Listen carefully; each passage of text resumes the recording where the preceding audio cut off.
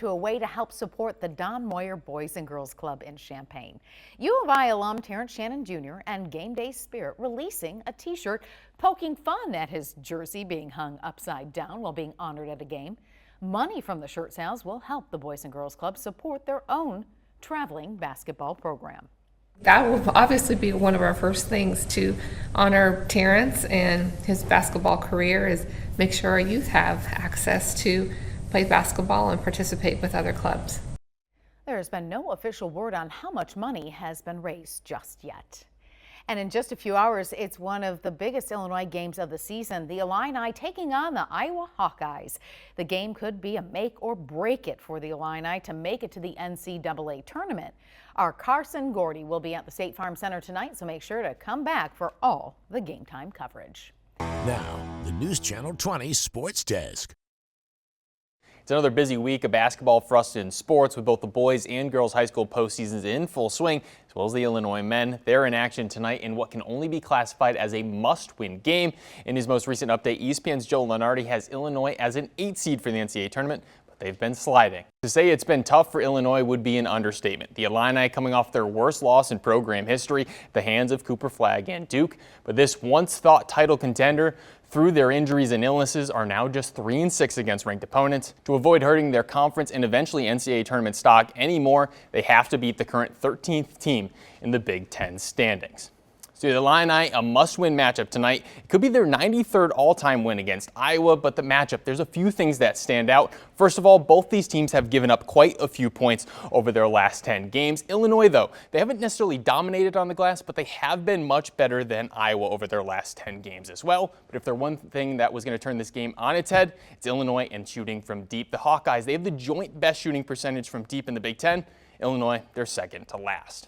And tonight is sectional semifinal night for high school girls basketball. The season is winding down, but some local teams are still on the march in the postseason. Glenwood is hosting 2 games, first between Mahomet Seymour and Rochester, then Quincy Notre Dame against MacArthur. Pleasant Plains, they're in action against Carlinville at Waverly, and Salt Fork takes on St. Teresa at Arcola, ahead of St. Anthony versus Arcola themselves. So tune in later on tonight for all of that high school girls sectional semifinal action, as well as an update from Champaign and the Illini in their must-win contest. But for now, that does it for sports. I'm Sammy St. Jean.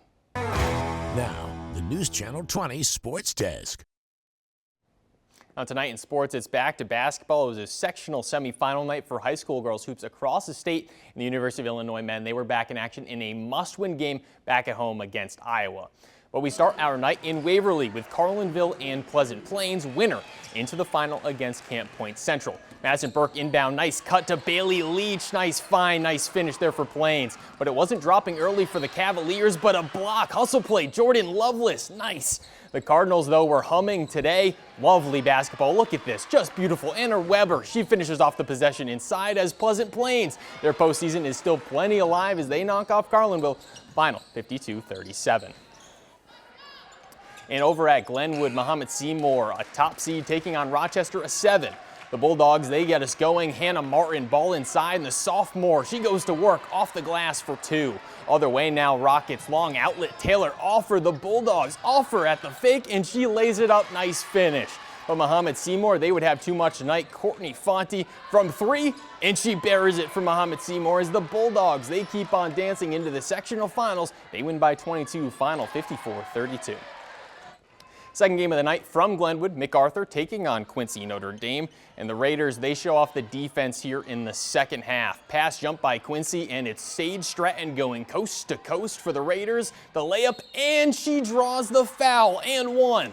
Jeremy Wilson now for MacArthur around the perimeter looking for an opening. Slick pass inside, finds Casey Jackson. Nice find, nice finish again. But Wilson, she would add another 2 to close out our highlights here. But the Generals, they come up short against the Raiders. Final score 62-53 QND.